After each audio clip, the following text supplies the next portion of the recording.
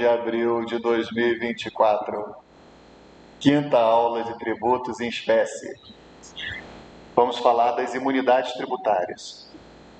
Então, o artigo 150, inciso 6, vai trazer algumas imunidades tributárias relacionadas a impostos. Percebam, são imunidades relacionadas a todos os tributos, não. Só para os impostos. Como vocês já sabem, é apenas um tipo de tributo, né? Uma espécie tributária. Tá? E o 150, inciso 1, vai trazer uma imunidade muito importante, que é chamada imunidade recíproca. Artigo 150, inciso 6, a linha A, me perdoem, a linha A, 6A, que diz que é vedado instituir impostos sobre patrimônio, renda ou serviços uns dos outros. Quer dizer, a União, Estados e municípios não podem cobrar impostos uns dos outros. Podem cobrar taxa, contribuição de melhoria, contribuições especiais, mas não podem cobrar impostos. Beleza? Então, por exemplo, o município de Niterói pode cobrar imposto da UF, que é uma autarquia federal? Não pode cobrar imposto, mas a rigor poderia cobrar taxa de lixo. Taxa pode. Essa imunidade recíproca, pessoal, ela abrange o ente público mesmo, né? Ali a própria União, estados, municípios, Distrito Federal, e suas autarquias, suas fundações, beleza? Autarquias e fundações, que são pessoas jurídicas de direito público, também, né? Mas da administração indireta. Então, isso, o pessoal do começo da faculdade já viu isso, pessoal? Autarquias, fundações. Então, também são imunes. E o Supremo entende que são imunes também as empresas estatais que prestem serviço público com exclusividade,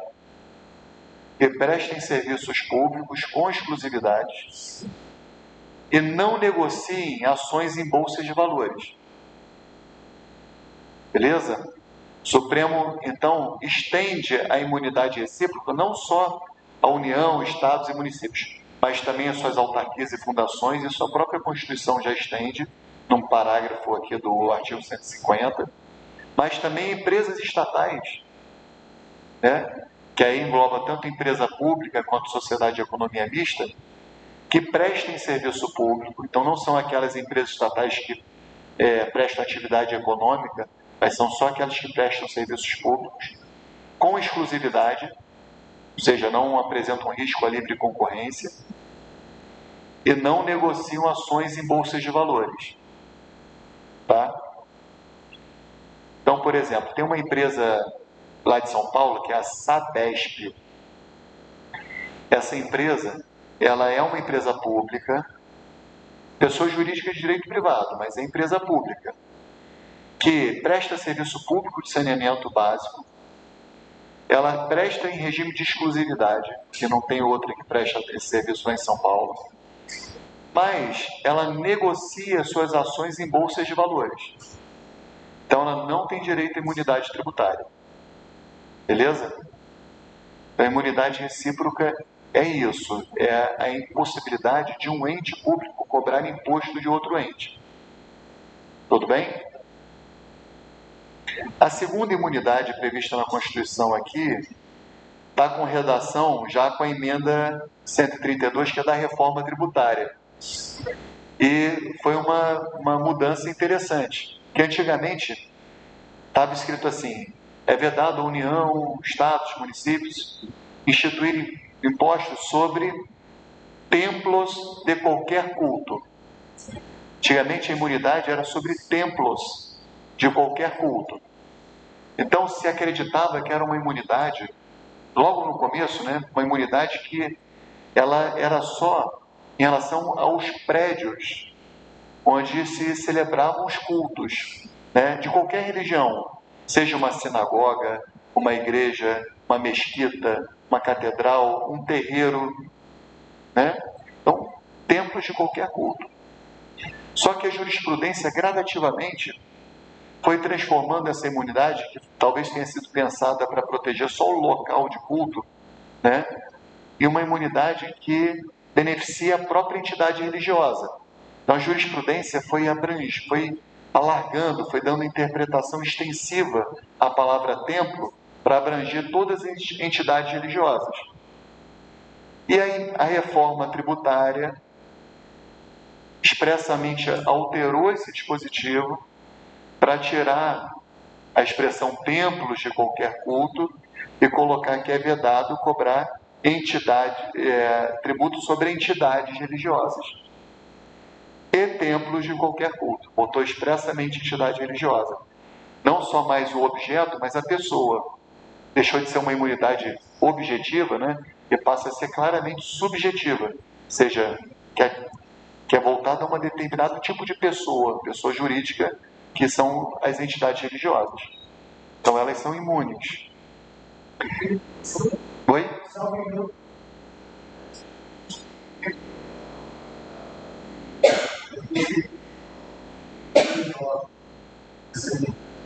Aham.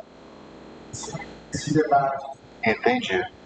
Eu vou te falar, Marcelo, que eu sou um cara religioso, mas eu sou totalmente contra, né? Porque uma coisa é a entidade religiosa, outra coisa é o líder religioso, né? Então, a pessoa ofere renda, ele tem que pagar imposto de renda, dependendo se é ateu, se é líder religioso, né? Então, achei que andou bem em restringir só a entidade religiosa. Por que é importante, pessoal, a questão Porque isso vai ao encontro do artigo 5º da Constituição, que prevê liberdade de religião. Todos os estados soberanos que perseguiram religiões adotaram, todos eu não digo, mas grande parte, adotaram a tributação como primeiro meio de atacar a liberdade religiosa. Então, né, você vai e cobra tributos extorsivos e aí aquela entidade não consegue sobreviver. Então, é uma coisa que a Constituição lá em 88 já previu, que ia ser garantida a liberdade religiosa. É artigo 5º, o inciso... Putz, é um dos incisos do artigo 5º, lá no começo, pessoal, que fala, olha que interessante a redação. Ó, olha só que interessante. É assegurada, é inviolável, artigo 5º, inciso 6 da Constituição. Pode até fazer remissão na Constituição de vocês. É inviolável a liberdade de consciência e de crença, sendo assegurado o livre exercício dos cultos religiosos e garantida, na forma da lei, a proteção aos locais de culto e suas liturgias. Beleza? O local de culto ele é garantido pelo artigo 5º. Então, inciso 6 do artigo 5º. Beleza? Então, isso só concretiza, do ponto de vista tributário, um direito fundamental. Beleza? Fala.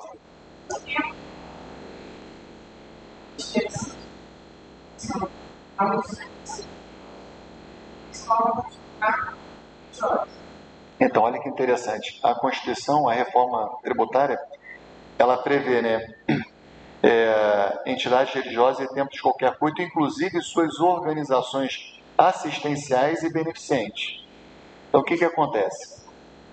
Aqui, esse inciso, a linha B, ela está restringindo as entidades assistenciais, que não são as educacionais. Assistenciais, o que é uma entidade assistencial? É aquela que presta assistência social. O que é assistência social? Assistência social é a atividade de conceder, independente de retribuição, formas de promover e de proteger a infância, a maternidade, as situações de fragilidade social, de modo geral, né? Proteção a pessoas mais carentes. Então, isso são benefícios assistenciais. A Constituição regula a assistência social lá no final, próximo do artigo 194, por aí, tá? 193. Então, e aí discrimina, que é a proteção da infância, do idoso, das pessoas em situação de fragilidade. Então, historicamente, pelo menos desde o início da era cristã, né, somente a partir do século V, mais ou menos, a atividade assistencial no Ocidente, ela ficou basicamente nas mãos da igreja. O Estado não promovia assistência. Quando tinha um órfão, era deixado na igreja. A parte de hospitais, pessoal, a palavra hospital vem dos hospitalários.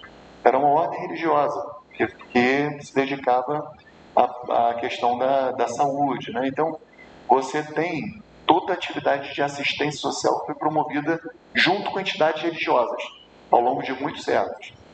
Só depois, quando o Estado se torna laico, que o Estado, e a partir mesmo do Estado social, a coisa recentíssima, aí, 1917 para cá, o Estado se viu obrigado a fornecer direitos humanos de segunda geração. E toda a questão de assistência social está relacionada a direitos humanos em que o Estado tem a obrigação de fazer alguma coisa. É diferente dos direitos humanos de primeira geração, em que o Estado só tinha o dever de não interferir, né? Então, é coisa muito recente essa coisa do Estado prestar assistência social. Então, com isso, historicamente, você tem centenas de entidades assistenciais que estão ligadas a entidades religiosas. E aí houve a intenção de proteger. Agora, no inciso seguinte, que é a linha C, na verdade, a linha seguinte, a linha C, há também a imunidade para entidades educacionais e assistenciais desvinculadas a qualquer religião, desde que não tenham fins lucrativos e obedeçam os determinados requisitos estabelecidos em lei. E essa lei é o artigo 14 do CTN, do Código Tributário Nacional. O artigo 14 do CTN ele vai dizer os requisitos para que qualquer entidade educacional ou de assistência social sem fins lucrativos possa fazer jus à imunidade tributária. Beleza? E que requisitos são esses? Para que, por exemplo, tem um grupo de ateus que querem fazer uma entidade de assistência social sem fins lucrativos. Não tem nada a ver com religião. Beleza? Querem fazer. Ou então, por exemplo, Fundação Bill Clinton, Fundação George Soros, quer fazer uma entidade de assistência social, uma atividade de assistência social. Pode, desde que não tenha, aquela fundação não tenha fins lucrativos e obedeça ao artigo 14 do CTN. O que o artigo 14 do CTN vai dizer? Que essas entidades não podem distribuir lucros para os seus diretores de qualquer forma, nem de forma disfarçada, que às vezes paga salários super altos, fora do valor de mercado, né? Dizendo que é salário, na verdade, é uma distribuição disfarçada de lucro. Segundo requisito, a entidade tem que aplicar eventuais lucros no Brasil e na sua atividade fim. Então, se for uma entidade educacional, tem que aplicar tudo na educação. Se for atividade assistencial, tem que aplicar todo o lucro na questão assistencial. Beleza? Esse é o segundo requisito. Estou falando super rápido isso para vocês, só para vocês terem ideia, porque isso aí estuda mesmo tributário 2. E o terceiro requisito é que essas entidades, elas têm que ter a sua contabilidade tributária em perfeita ordem. Ali os livros fiscais, os contadores anotam, né? Porque é ali que os fiscais fazendários vão poder ver se ela está distribuindo lucros, se está aplicando no Brasil mesmo, nas atividades fins. Então a contabilidade tem que estar bem escriturada. Tá? Exemplo concreto que eu vivi. Uma vez eu estava lá na procuradoria, aparece uma freira querendo falar comigo, né? E aí, poxa, uma coisa muito surpreendente, né? Então, ela toda com o hábito dela, né? Poxa, super, né? Ali, bem, me chegou, falou, boa tarde, eu poderia conversar com o senhor? Eu falei, sim senhora, com certeza. E aí, pedi a benção, tudo bem com a senhora e tal, né? Deus te abençoe, meu filho. E aí ela falou o seguinte, olha o caso dela. Ela era de uma congregação que era responsável por uma escola. Não sei se era Sagrado Coração de Maria. Sei que a ordem religiosa dela tinha como carisma, né, ou seja, missão, que espalhar a bondade e a palavra de Deus através da atividade educacional, beleza? Então, os valores cristãos e tudo, enfim, uma versão feminina do que acontece nos salesianos, né? Em tese, né?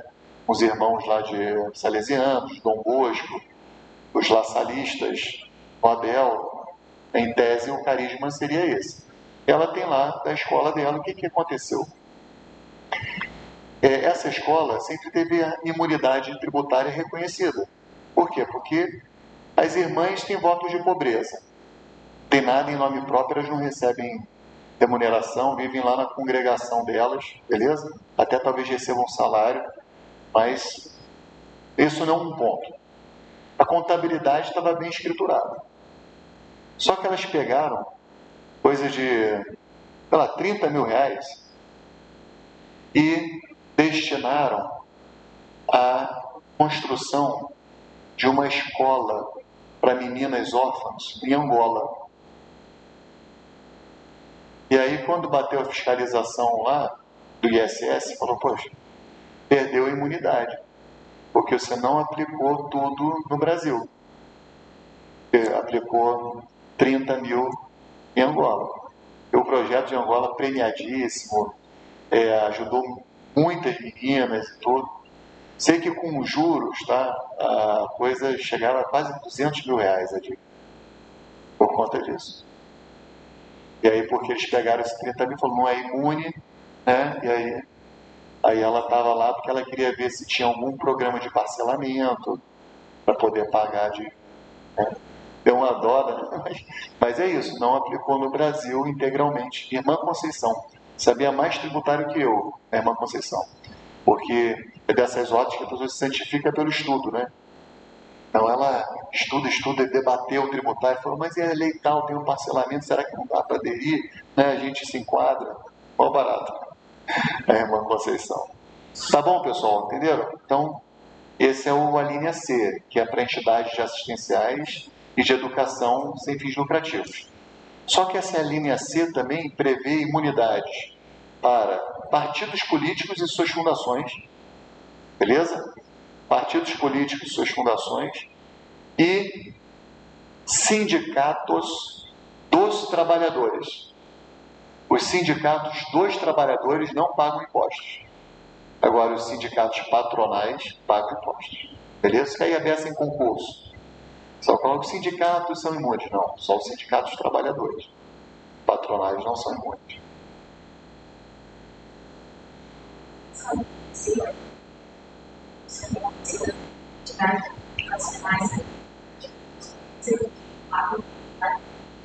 Não, não precisam. A vida inteira, até a reforma constitucional recente, as entidades educacionais atreladas a entidades religiosas, elas tinham imunidade reconhecida pela linha C. Agora já tem pela linha B, tem um item específico para elas. Entendeu? Então, por exemplo, São Vicente de Paulo, Colégio São Vicente de Paulo, aqui em Niterói. Meu filho estuda lá. Eles emitem nota fiscal e consta lá, não vou pagar ISS porque somos imunes, imunidade reconhecida pelo processo tal. Então, eles conseguiram imunidade da escola, do Colégio São Vicente de Paulo, por essa linha C. Tá? Mas se eventualmente eles... Porque isso é uma escola sempre é pela linha C. A linha B só fala de assistência, de entidades assistenciais. Mas vamos supor que estivesse um projeto assistencial qualquer, tá? Se é de uma entidade religiosa, já consegue pela linha B. Tá? Na linha B, pessoal, aí vai ter uma discussão doutrinária aí que a gente vai encarar, jurisprudencial, é se a entidade assistencial atrelada à entidade religiosa, se precisa preencher os requisitos do artigo 14 do CTN. Porque o artigo 14 só se refere à linha C. Eu vou ler a linha C para vocês. Olha só como é que está a linha B e a linha C. A linha B: não pode cobrar imposto de entidades religiosas e templos de qualquer culto, inclusive suas organizações assistenciais e beneficentes. Beleza? Acabou, não tem nenhum requisito. A linha C: sobre patrimônio, renda ou serviços de partidos políticos, inclusive suas fundações, entidades sindicais dos trabalhadores, das instituições de educação e de assistência social sem fins lucrativos, atendidos os requisitos da lei. Que lei é essa? Podem botar aí. Artigo 14 do CTN. Deu? Então, me parece que agora você pode interpretar que as entidades assistenciais relacionadas a entidades religiosas nem precisam mais observar o artigo 14 do CTN. De modo que a irmã Conceição não teria o problema que ela teve agora após a reforma constitucional, porque pode aplicar em Angola sem problema nenhum. Entendeu? Porque não tem mais esse atendido os requisitos da lei para entidades assistenciais ligadas a entidades religiosas. É claro que isso que a jurisprudência vai definir, né? Se a Constituição falou menos que deveria, enfim. Mas acho que hoje é possível essa interpretação. Tá bom? Outra imunidade que a Constituição prevê é da linha C, imunidade dos livros, jornais, periódicos e o papel destinado à sua impressão. Então, quando a gente compra um livro, não incide ICMS, né? Produção do livro não tem nenhum tipo de IPI, por exemplo, impostos. Diga. Então, olha que interessante.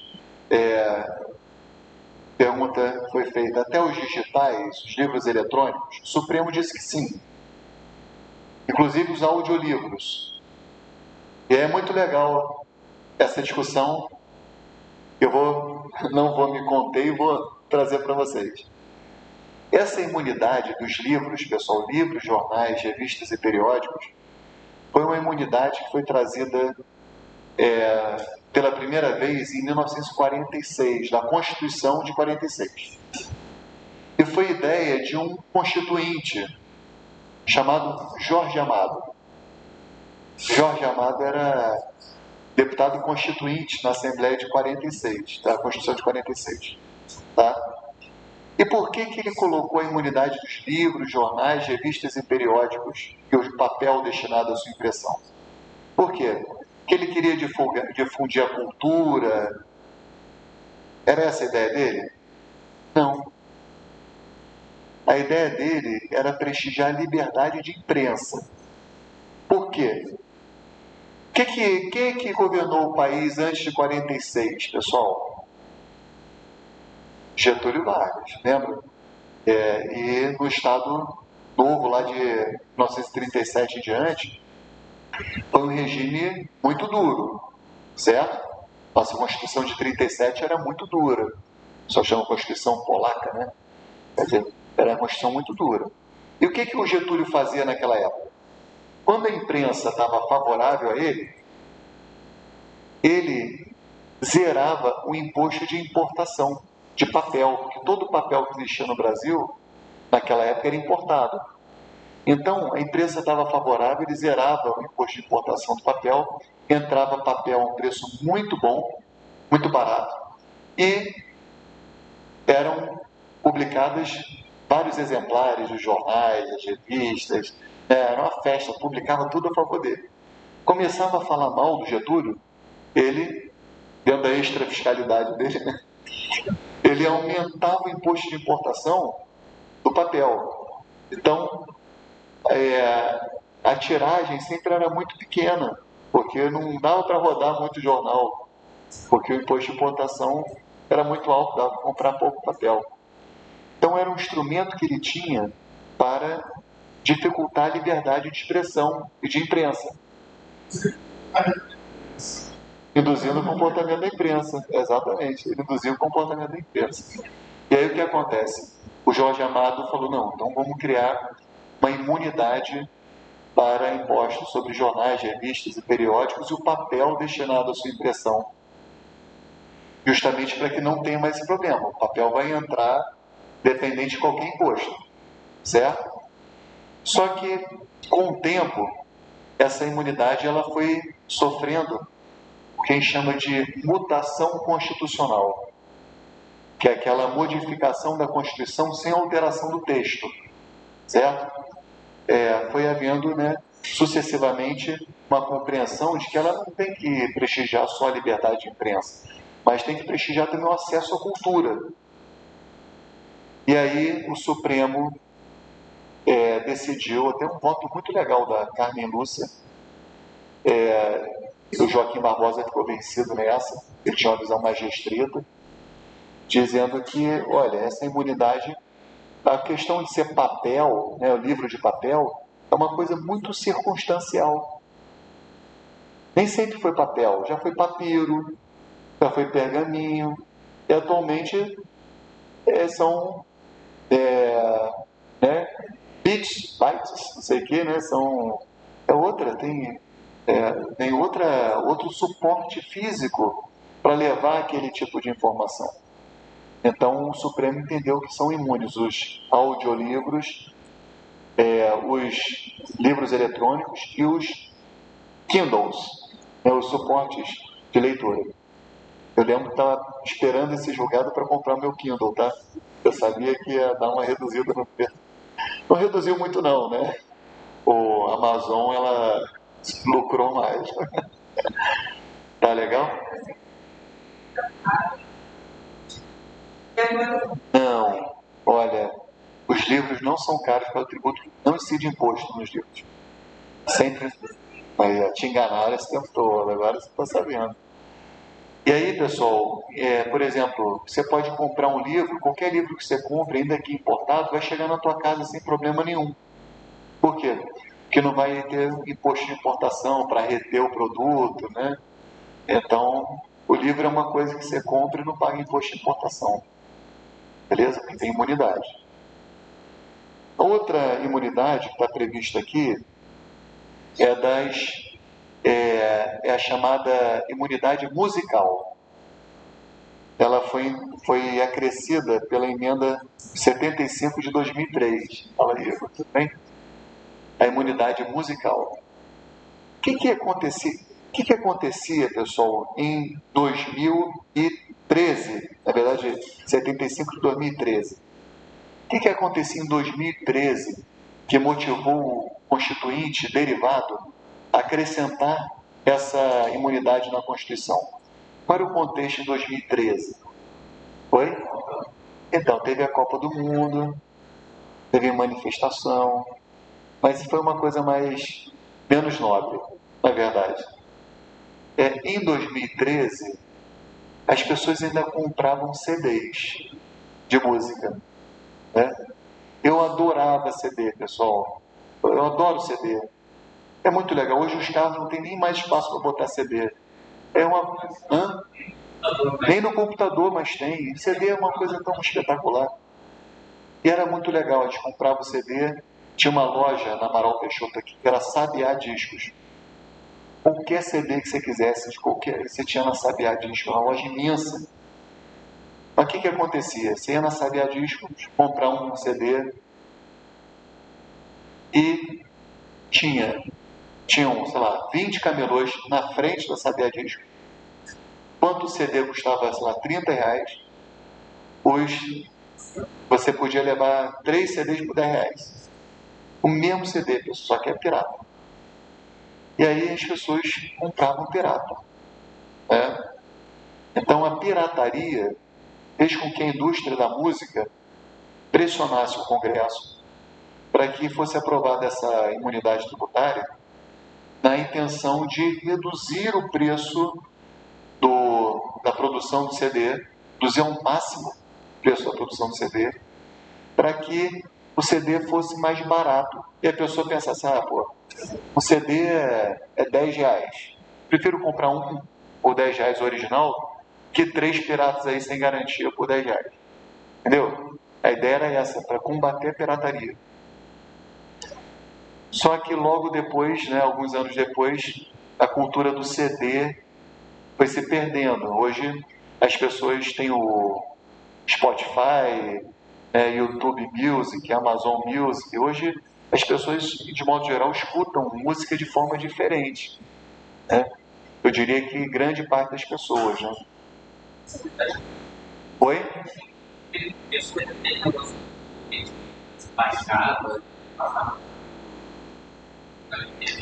Isso.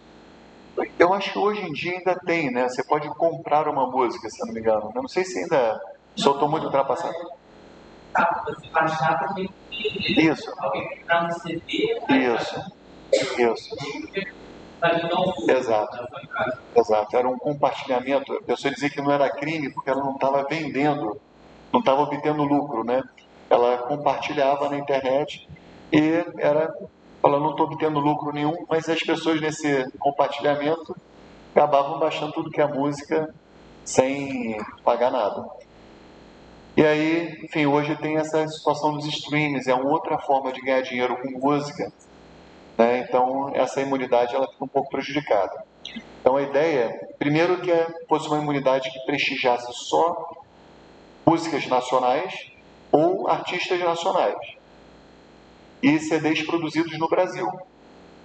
Beleza? Vou ler aqui para vocês.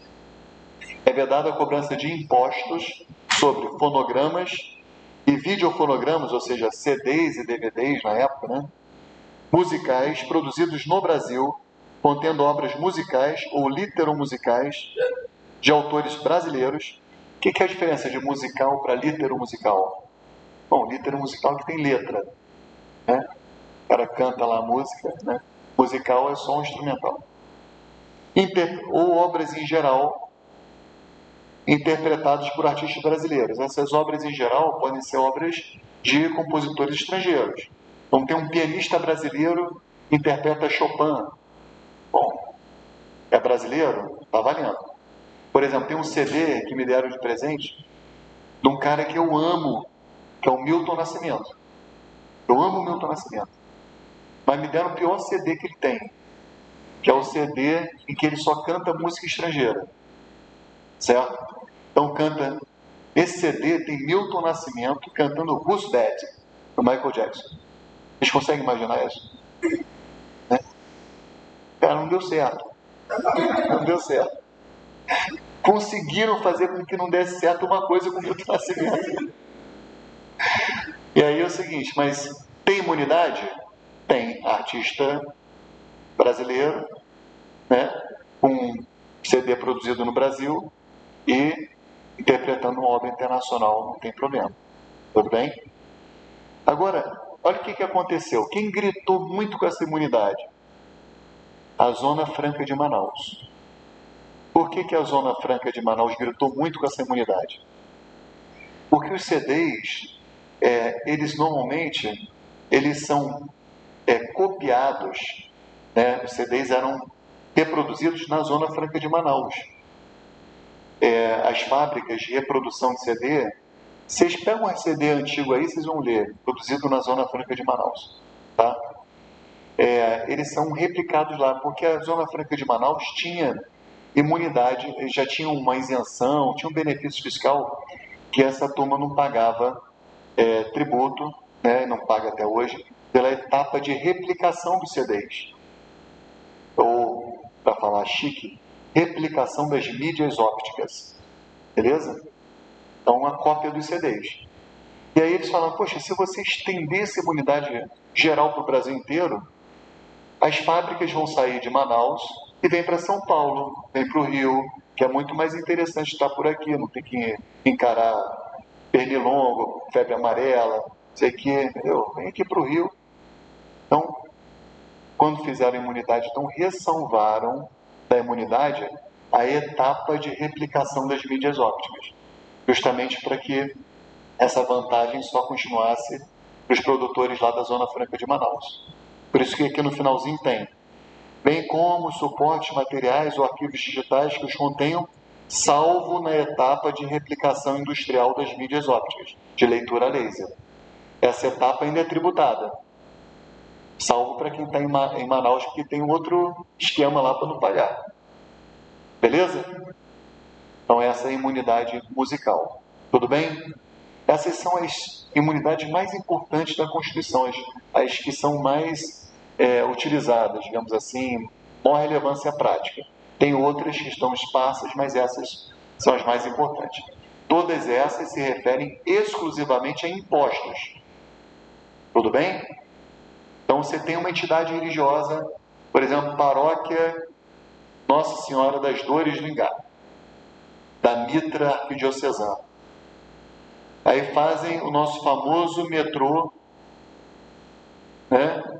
Metrô Presidente Pedreira, Praça 15.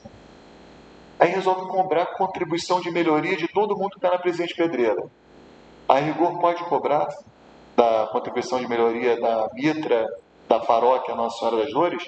Contribuição de melhoria, pessoal, é imposto? Não. A imunidade não é só para imposto? Sim. Então, não tem nenhuma vedação constitucional. Se valorizou o imóvel lá, beleza? Não tem nenhuma vedação. Tudo bem?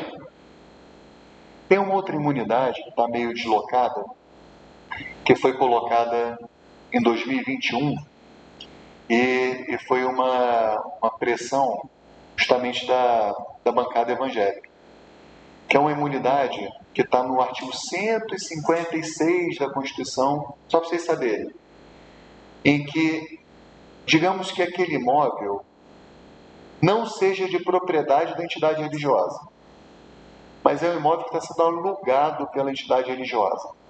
Ela é locatária, está alugando aquele imóvel para o culto religioso. Então a Constituição diz que esses imóveis, que embora não pertençam a entidades religiosas, eles estão sendo alugados por entidades religiosas, eles se tornam imunes também ao IPTU. Aí é bem específico para o IPTU. Tem que ter esse fim, tem que ser. Quer ver? O 150. Vou ler aqui para vocês. 156, parágrafo. 150, não, o A não. 156 normal. 156, parágrafo. Primeiro A. Você falou primeiro A? É isso aí. É porque tem o 156A que foi criado pela reforma. Não, 156, parágrafo primeiro A. O IPTU não incide sobre templos de qualquer culto, ainda que as entidades abrangidas pela imunidade, de que trata a linha B do inciso 6 do caput, que é a entidade religiosa, sejam apenas locatárias do bem imóvel. Então tem que ser para templo, tá, Marcelo? Essa aí é para templo. Então, se for para a casa do pastor, não. O pastor quer morar num imóvel X alugado. Bom, se esse imóvel não pertence à igreja, não tem direito à imunidade.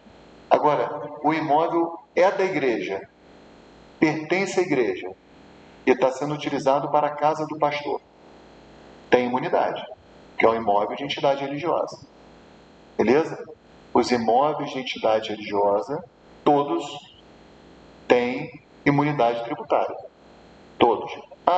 Ela está alugando imóvel para pegar o dinheiro do aluguel e utilizar para a liturgia.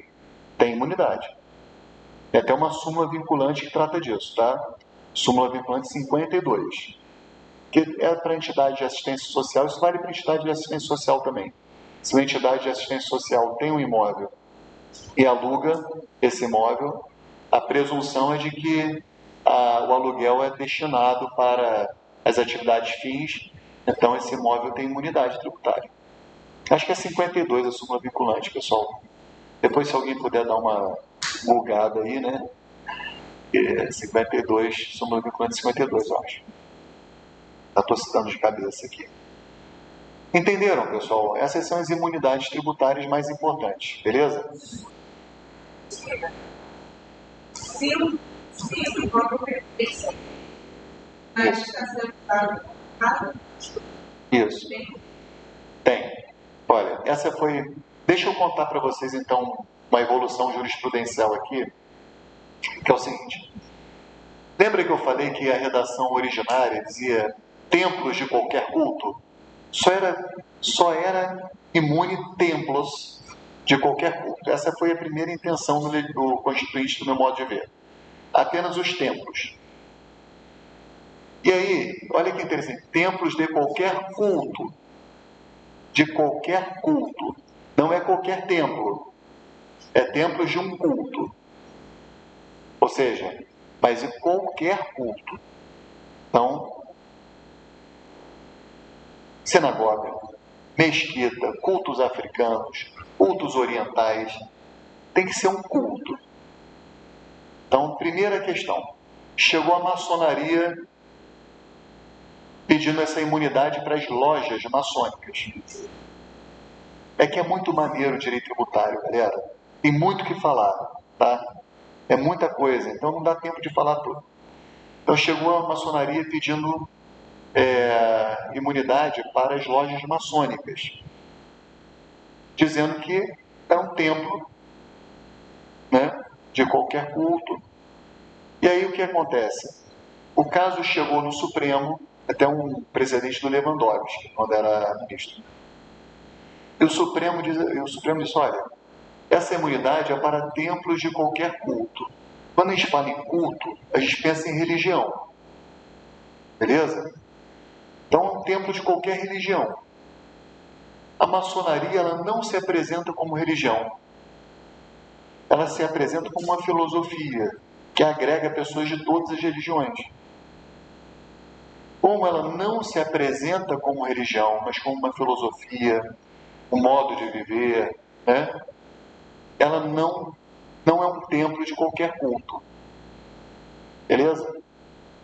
Então, primeira jurisprudência.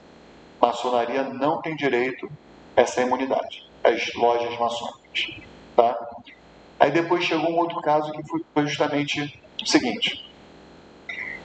Era um caso que envolvia o anexo do templo, que era onde o padre morava, a casa paroquial. Né? Ele tinha um templo, que era a igreja, e tinha um puxadinho, que era onde o padre dormia. E aí, um município lá quis cobrar IPTU do puxadinho, e a igreja falou, peraí, isso aqui ele serve a um templo, não é templo, mas ele está a serviço, é um anexo.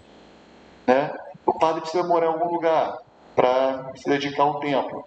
E a jurisprudência falou, não, então, beleza, pode estender para a casa paroquial e a casa de qualquer religioso. Isso é muito comum nas religiões africanas, pessoal. A mãe de santo, o pai de santo, normalmente mora no próprio terreiro, ali. Muito comum, tá? Bom, estendeu. Aí depois, e o salão paroquial? Onde, poxa, o pessoal faz a confraternização, que tem um casamento, que é uma parte, não é um templo, mas é um salão paroquial. Aí os não, salão paroquial também pode. Né? Porque está ali a serviço do templo, a renda vai toda para o templo, para a religião. Aí o pessoal foi sendo cada vez mais ousado. Ah, mas tem um estacionamento da igreja, que é pago, inclusive explorado por uma entidade particular, uma outra empresa. Mas só que todo o recurso é destinado ao templo, né? Manutenção. Como eu dei esse exemplo uma vez, aí um aluno até me corrigiu. Mas, salvo engano, falei isso, né? Tá gravado aí, eu sempre esqueço essas coisas. Ali no São Sebastião, a Catedral de São Sebastião, lá no Rio, tem um estacionamento, não tem? Aquela Catedral Metropolitana. Então, até ele me explicou que ele trabalhou lá, ele me explicou a situação lá. Não lembro se era explorado pela própria igreja ou por uma empresa terceirizada. Mas, a rigor, a jurisprudência permitiu que o recurso obtido da exploração do estacionamento, caso destinado ao templo, ele era imune, gerava imunidade, inclusive, do estacionamento. Então foi cada vez abrangendo mais, entendeu? Foi alargando, alargando, alargando, alargando. Diga aí.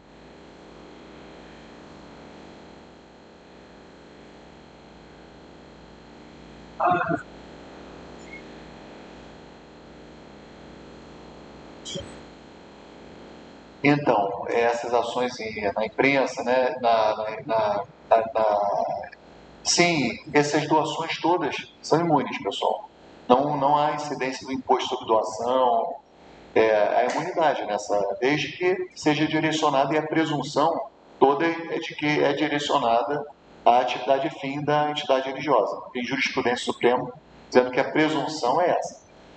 Tem por exemplo, tem um templo enorme da Igreja Universal, em Del Castilho, se não me engano. Del Castilho, né? Tem o de São Paulo, o templo de Salomão, isso. Mas tem um em Del Castilho que tem, por exemplo, uma agência do Santander lá dentro. Obrigado, né? Então a gente tentou na prefeitura, eu lembro, né? A gente tentou desmembrar, falou, pô, não é possível, Santander a gente tem que cobrar, né? E havia toda uma discussão, porque ali era o local onde o pessoal pagava o dízimo, e tinha ali a movimentação e tal, mas era dentro do templo. Ou seja, a jurisprudência sempre foi muito favorável às entidades religiosas, tá? Eu acho que é criticável sob um aspecto, por outro aspecto, talvez não seja, mas acabou que a coisa evoluiu a ponto de que os imóveis particulares, quer dizer, os imóveis das entidades religiosas, por exemplo, a Mitra Arquidiocesana do Rio, ela tem ali na região do centro, salvo engano, aquele prédio RB1, na Rio Branco, é um prédio na Rio Branco número 1. Salvo engano, pertence ao Mosteiro de São Bento, tá? Posso estar falando bobagem aqui, tá? Mas é uma referência que eu tenho. Eu sei que vários imóveis são da Mitra. Por que a Mitra tem tanto? O que é Mitra? Igreja Católica. Por que a Mitra tem tanto imóvel, pessoal? Doação. Muitos fiéis, né? Às vezes o cara tem um patrimônio enorme, não tem herdeiro nenhum. Ele, em vez de deixar para o município, herança jacente, faz um testamento e deixa tudo para a Mitra. A Mitra, então, tem uma série de imóveis, né? Esses imóveis, desde que sejam de propriedade da Mitra, eles estão imunes a tributos, a imunidade. Beleza? Por quê? Porque a Constituição determina.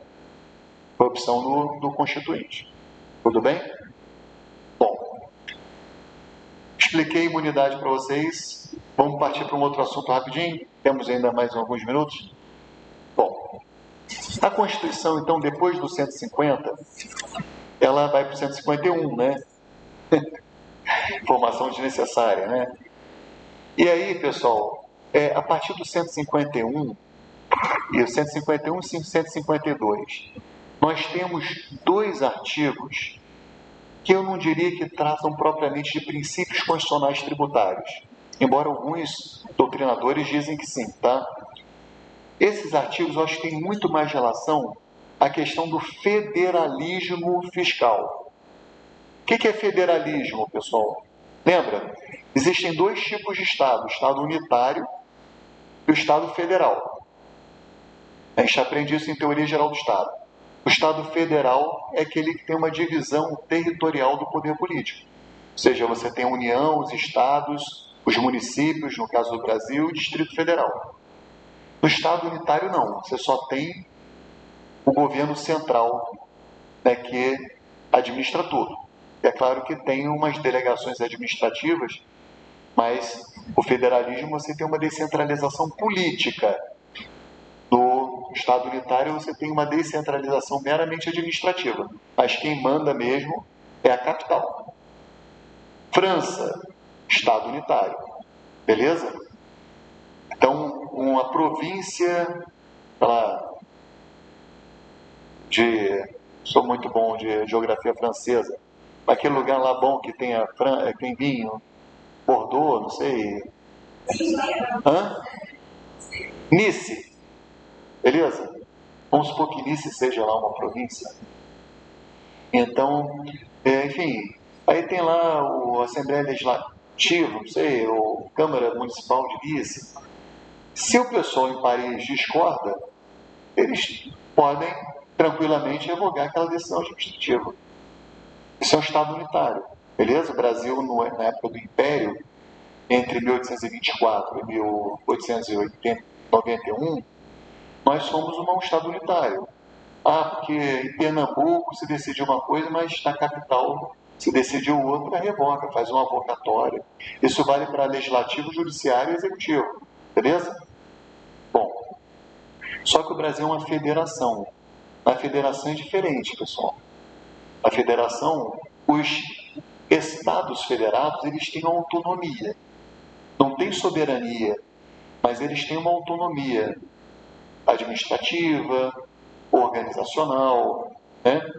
Então a gente tem, por exemplo, poder judiciário do Estado do Rio de Janeiro, poder executivo do Estado do Rio de Janeiro, poder legislativo do Estado do Rio de Janeiro. O poder executivo é o governador Cláudio Castro. Vamos supor que ele não seja amigo do presidente da República, Lula, tá? Ele, dentro da área de atuação dele, ele faz o que ele quiser. O Lula não pode revogar uma decisão dele. Por quê? Porque o Estado do Rio de Janeiro tem autonomia constitucional. É um ente federado. Tudo bem?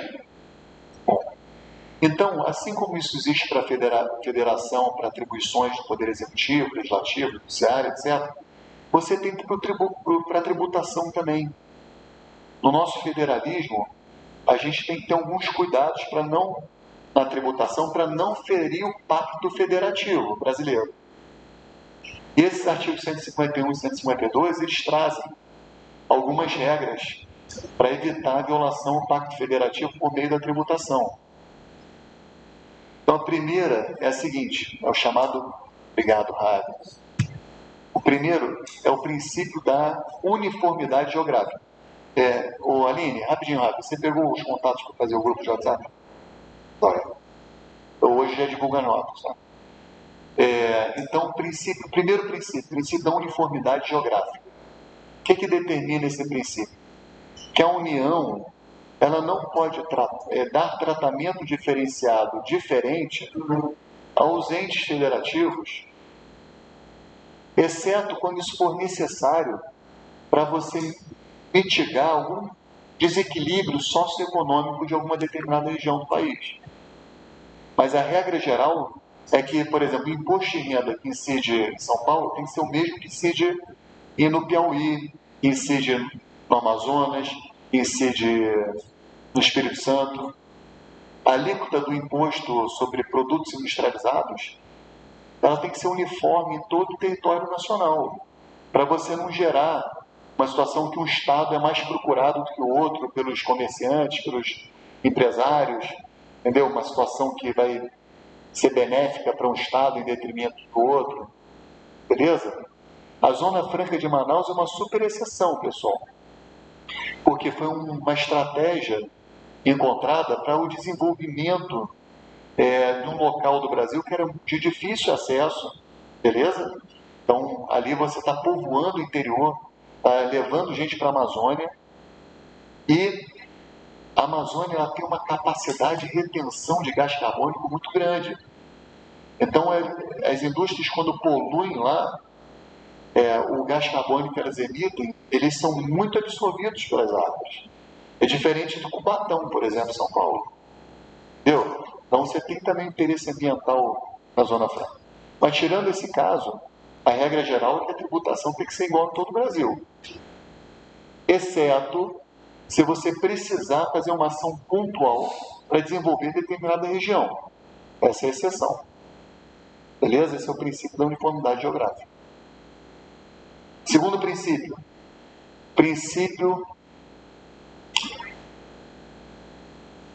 da isonomia fiscal federativa. Isonomia fiscal federativa.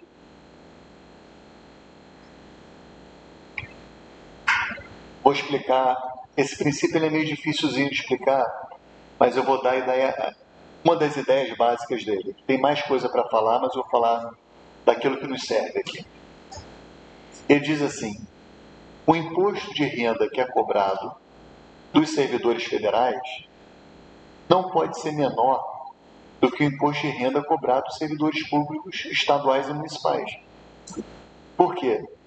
Porque se isso acontecesse, os brasileiros dariam preferência para serem servidores públicos federais, em vez de estaduais e municipais, que geraria um problema federativo, né? Vamos supor, eu sou professor da UF, meu amigo Gustavo da Gama é professor da UERJ, de tributário.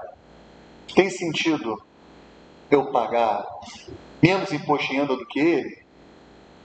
Isso violaria primeiro o princípio da isonomia tributária, que a gente já acabou de estudar aqui, né? Já estudamos. Mas, além disso, isso geraria uma vontade do Gustavo de fazer concurso para a UF e abandonar o UERJ, em detrimento de uma instituição estadual. Beleza? Então, ainda tem um problema federativo aí. Ok? Esse é o inciso 2 do artigo 151. E o inciso 3 do artigo 151? É o princípio da vedação à isenção heterônoma. O que significa o princípio da vedação à isenção heterônoma?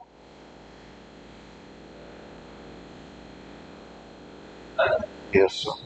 Um ente público não pode, princípio da vedação à isenção heterônoma. Vedação à isenção heterônoma. O que é isenção heterônoma que é vedada? É a isenção que um ente público tenta conceder de um tributo de competência tributária privativa de outro ente. É como se, por exemplo, a União quisesse dar isenção de IPTU. A União pode dar isenção de IPTU? Não pode. Primeiro porque não é da competência tributária dela, lembra? Limitação ao poder de tributar. Uma delas é a distribuição de competências tributárias privativas. O que é competência tributária? É a prerrogativa de instituir e disciplinar determinado tributo. Então, se os municípios têm a competência tributária para o IPTU, é que os municípios têm a competência para instituir por lei e disciplinar. Esse disciplinar envolve dar isenções, beleza?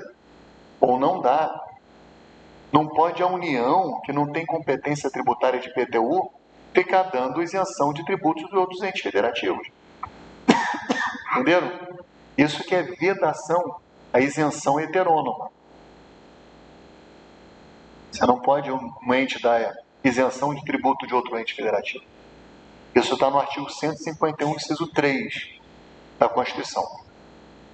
E tem um quarto princípio, que é o princípio da... Ele tem um nome gigante, tá, pessoal? Quer fazer o quê? Princípio da vedação, a discriminação de bens, princípio da vedação, a discriminação de bens e serviços, princípio da vedação, a discriminação de bens e serviços em razão de sua origem ou destino. Origem ou destino. Princípio da vedação, a discriminação de bens e serviços, tá? Em razão de sua origem ou destino. É bens e serviços. 152. E o que significa isso, gente? Pensa bem. Quem é que pode cobrar ICMS? União, estados ou municípios? Estados. Beleza? Aí o estado do Rio de Janeiro vai instituir o ICMS sobre café. Venda de café, comercialização de café. Tá? Aí diz assim, o café vindo de Minas Gerais terá uma alíquota de 20%. O café vindo de São Paulo terá alíquota de 22%. Isso é possível? Não, porque viola o princípio da vedação à discriminação de bens em razão da sua origem. Beleza? Agora, por exemplo, Tem um comerciante de café produzido no Rio, que vai vender esse café para Ceará. E aí diz assim, o café do Rio que será vendido ao Ceará, será vendido, vai se gerar uma alíquota de 22%. O café produzido no Rio de Janeiro, que será destinado a Piauí, você terá uma alíquota de 19%. Isso é possível? Também não, porque viola esse mesmo princípio. Percebam que há uma... Obrigado, Ana Guilherme. Percebam que isso tem tudo a ver com federalismo, né? É não discriminar os entes federativos. Tá legal? Esse é um outro princípio. Entendido? Esse é o artigo 152. Aí o 153 da Constituição, nós estudaremos com detalhes, pessoal, porque 153 trata dos impostos em espécie, é propriamente a matéria da nossa disciplina. Os impostos federais, 153, 154 federais, 155 os estaduais e 156 os municipais. E o 156A foi justamente o tal do IBS, que veio com a reforma tributária, que a gente vai ter que dar um jeito de estudar também. Tá legal? E, finalmente, para a gente terminar a nossa revisão, tem mais pouquíssimos artigos para acabar o sistema tributário nacional. São 157, 158, 159, 160, 161 e 162. São 5 artigos. Eles tratam de uma coisa chamada repartição de receitas tributárias. Eu vou falar deles também ao longo do nosso curso, tá? Porque tem alguns tributos, e a Constituição estabelece essas regrinhas, que, por exemplo, são arrecadados pela União. Imposto de renda é arrecadado pela União. Só que 50% do que é arrecadado de imposto de renda, a União determina que seja entregue, por exemplo, ao Fundo de Participação dos Estados e Municípios. Por exemplo, 25% do que o Estado arrecada com ICMS, ele tem que entregar aos municípios, onde ele é situado em seu território. 50% do IPVA arrecadado pelo Estado, ele entrega ao município onde houve emplacamento do veículo. Então, por exemplo, meu veículo foi licenciado em Niterói. Eu paguei, sei lá, R$1.000 de IPVA. O Estado recebe R$500 e entrega para Niterói.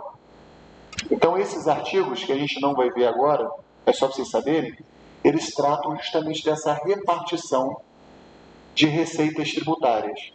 Tá legal? Então, isso a gente não vai ter tempo para estudar com detalhes, a gente vai estudar, à medida que o imposto for aparecendo, a gente vai falando deles. Perfeito? Então, essa foi a revisão, pessoal. Com isso, vocês estão preparados para a gente, na quinta-feira, já começar nosso curso. Então, a partir de quinta-feira, começa imposto e importação. Beleza? Obrigado aí. Até quinta.